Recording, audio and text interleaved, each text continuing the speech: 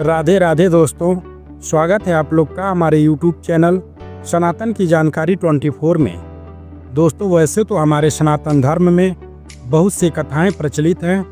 बहुत बड़े बड़े और शक्तिशाली देवताओं, गंधर्वों, यक्षों और नागों का वर्णन मिलता है, लेकिन सिर्फ यही सब शक्तिशाली नहीं थे। कुछ राक्षस और दैत्य भी इतने शक्तिशाली थे कि देवता, यक्ष, नाग और यहाँ तक कि भगवान को भी चुनौती दे देते थे। इस वीडियो में ऐसे ही 10 शक्तिशाली राक्षसों का वर्णन किया गया है, तो वीडियो लास्ट तक जरूर देखें। और अगर वीडियो अच्छी लगे तो वीडियो को लाइक करें और चैनल पर नए हैं तो चैनल को सब्सक्राइब करें और बेल आइकन की घंटी जरूर दबाएं। तो आइए शुरू करते हैं। 10वें नंबर पर है जलंधर। जलंधर का जन्म तब हुआ था जब भगवान शिव की तीसरी आंख से उत्पन्न हुई तीव्र अग्नि ब्रह्मांडी महासागर से टकराई थी और उसी समय जलंधर का जन्म हुआ। वह एक अजेय असुर था जिसका कौशल त्रिदेवों के तुल्य माना जाता था। वह इतना शक्तिशाली था कि भगवान विष्णु द्वारा चलाई गई कौमुदगी गदा के प्रहार को भी सहन कर गया था। उसने सभी देवों को परास्त कर समस्त लौकिक दुनिया पर कब्जा कर लिया था। उसने एक अवसर पर भगवान शिव के निवास स्थान कैलाश पर भी हमला कर दिया था, जहां जलंधर और भगवान शिव में भयंकर युद्ध हुआ था और वो शिव जी के हाथों मारा गया था। 9वें पर है मधुकैटभ। पुराणों के अनुसार मधुकैटभ भगवान विष्णु के कानों से निकले मैल से उत्पन्न हुए थे। ये दोनों असुर जन्म से ही बलशाली और क्रूर प्रवृत्ति के थे। उन्होंने अपनी शक्तियों से पूरे ब्रह्मांड में आतंक मचाना शुरू कर दिया और देवताओं को परेशान करने लगे। मधु और कैटभ ने अपनी शक्ति के घमंड में आकर ब्रह्मा जी से वेदों को छीन लिया और उन्हें रसातल में छिपा दिया। इससे सृष्टि का संतुलन बिगड़ने लगा, क्योंकि वेदों के बिना ब्रह्मा सृष्टि की रचना नहीं कर पा रहे थे। उस समय भगवान विष्णु योग निद्रा में थे। ब्रह्मा जी ने उनकी स्तुति की और महामाया से प्रार्थना की कि वे भगवान विष्णु को जगाएं। महामाया ने भगवान विष्णु की निद्रा समाप्त की और उन्हें मधुकैटभ के आतंक के बारे में बताया। भगवान विष्णु ने मधु और कैटभ से युद्ध किया जो 5000 वर्षों तक चला। दोनों असुर अपनी अपनी शक्ति और माया के बल पर भगवान विष्णु से बराबरी का युद्ध करते रहे, लेकिन जब भगवान विष्णु ने अपनी माया शक्ति का प्रयोग किया तो उन्होंने मधुकैटभ को मोहित कर दिया। अंत में जब भगवान विष्णु मधुकैटभ की शक्तियों की सराहना करने लगे, तब मधु और कैटभ ने भगवान विष्णु से कहा, हे विष्णु, हम तुमसे प्रसन्न हैं, इसलिए तुम हमसे कोई भी वरदान मांग सकते हो। भगवान विष्णु ने चतुराई से उत्तर दिया, यदि तुम मुझसे प्रसन्न हो तो मेरी इच्छा है कि तुम दोनों मेरे हाथों मारे जाओ। अब मधु और कैटभ समझ गए कि वे अपनी ही भूल के कारण फंस चुके हैं, लेकिन वे अत्यंत गर्वीले थे, इसलिए उन्होंने कहा, हम जल में नहीं मारे जा सकते और धरती पर आएंगे तो आपसे 10 गुना ज़्यादा शक्तिशाली हो जाएंगे। भगवान विष्णु ने उन्हें अपनी जांघों पर रखकर अपने सुदर्शन चक्र से संहार कर दिया। इस प्रकार ब्रह्मांड को इस संकट से मुक्ति मिली और वेदों को पुनः ब्रह्मा जी को सौंप दिया गया। 8वें नंबर पर है महिषासुर। महिषासुर एक अत्यंत दुर्दांत और घमंडी राक्षस था। उसने ब्रह्मा जी की तपस्या कर वरदान प्राप्त किया। वरदान प्राप्त करने के बाद महिषासुर ने स्वर्ग पर आक्रमण कर दिया और देवताओं को पराजित कर स्वर्ग पर अधिकार कर लिया। इंद्र, ब्रह्मा और अन्य देवता असहाय हो गए और उन्होंने शिव और भगवान विष्णु से मदद की प्रार्थना की। देवताओं की प्रार्थना पर त्रिदेव और त्रिदेवियों की शक्ति और सामर्थ्य की शक्ति से एक महादेवी उत्पन्न हुई। वह 10 भुजाओं वाली दिव्य शक्ति थी, जिनके पास विभिन्न देवताओं द्वारा दिए गए अस्त्र शस्त्र थे। वह देवी शेर पर सवार थी, जो उनके साहस और शक्ति का प्रतीक था। महिषासुर और देवी आदि शक्ति के बीच 9 दिनों तक भयंकर युद्ध हुआ, जिसे नवरात्रि के रूप में मनाया जाता है। युद्ध के दौरान महिषासुर ने विभिन्न रूप धारण किए, लेकिन अंततः जब उसने भैंसे का रूप लिया तब देवी आदिशक्ति ने अपने त्रिशूल से उसका वध कर दिया। 7वें नंबर पर है अंधकासुर। एक कथा के अनुसार एक बार माता पार्वती ने भगवान शिव के नेत्र अपने दोनों हाथों से बंद कर दिया और उसी समय भगवान भोलेनाथ और माता पार्वती के शक्ति से एक बालक का जन्म हुआ। वह बालक जन्मजात अंधा था, जिसे भगवान शिव ने अंधक नाम दिया। बाद में असुर गुरु शुक्राचार्य ने उसे गोद लिया और उनका पालन पोषण किया। शिव पुराण के रुद्र संहिता युद्ध खंड के अनुसार उसने हजारों वर्षों तक ब्रह्मा जी का घोर तप किया था और अंत में उस शरीर को अग्नि में आहुति देना चाहा।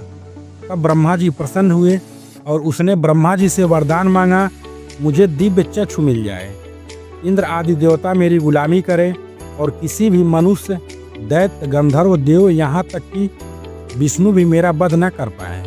ब्रह्मा जी ने कहा, जो आया है उसे एक दिन काल के गाल में जाना पड़ेगा, इसलिए अपने विनाश का कोई कारण भी स्वीकार कर ले। तब उसने एक जटिल सी शर्त रखी और उसी के कारण वह माँ पार्वती पर मोहित हो गया था और यही उनकी मृत्यु का कारण बनी। अंत में उस राक्षस का वध भगवान शिव ने अपने त्रिशूल से किया था। छठे नंबर पर है दुर्गमासुर। दुर्गमासुर ने कठोर तपस्या करके ब्रह्मा जी को प्रसन्न किया और उनसे वरदान मांगा कि वेदों का संपूर्ण ज्ञान उसी के पास रहे, जिससे ऋषि मुनि और देवता धार्मिक अनुष्ठान न कर सके। वरदान के प्रभाव से चारों वेद दुर्गमासुर के नियंत्रण में आ गए। इस कारण पृथ्वी पर धर्म, कर्म, यज्ञ, हवन आदि समाप्त हो गए, जिससे देवताओं की शक्ति क्षीण हो गई। परिणाम स्वरूप दुर्गमासुर ने स्वर्ग पर आक्रमण कर दिया और वहां के सभी सुख साधनों पर अपना अधिकार कर लिया। वेदों के ज्ञान के अभाव में वर्षा रुक गई, जिससे पृथ्वी पर भयंकर अकाल पड़ गया। अनेक ऋषि मुनि और सामान्य लोग भूख प्यास से त्रस्त होकर हिमालय की ओर चले गए और वहां देवी भगवती की कठोर तपस्या करने लगे। भक्तों की पीड़ा को देखकर देवी भगवती प्रकट हुई। उन्होंने अपना दिव्य रूप धारण किया, जिसके कारण आकाश से घनघोर वर्षा होने लगी और पृथ्वी फिर से हरी भरी हो गई। देवी ने भक्तों की रक्षा के लिए साग सब्जियां और फलों को उत्पन्न किया, जिससे वे भूख से बच सके। इसी कारण देवी को शाकांभरी कहा जाता है। जब दुर्गमासुर को पता चला कि देवी ने पृथ्वी को उन्हें जीवन प्रदान कर दिया है, तो वह अपने असुरों की विशाल सेना लेकर देवी से युद्ध करने आ गया। यह युद्ध 9 दिनों तक चला। अंततः देवी ने अपने शक्तिशाली अस्त्र शस्त्रों से दुर्गमासुर का वध कर दिया और वेदों को पुनः ऋषि मुनियों को लौटा दिया। दुर्गमासुर के वध से देवी का नाम दुर्गा पड़ा, जिसका अर्थ है दुर्गम कष्टों का नाश करने वाली।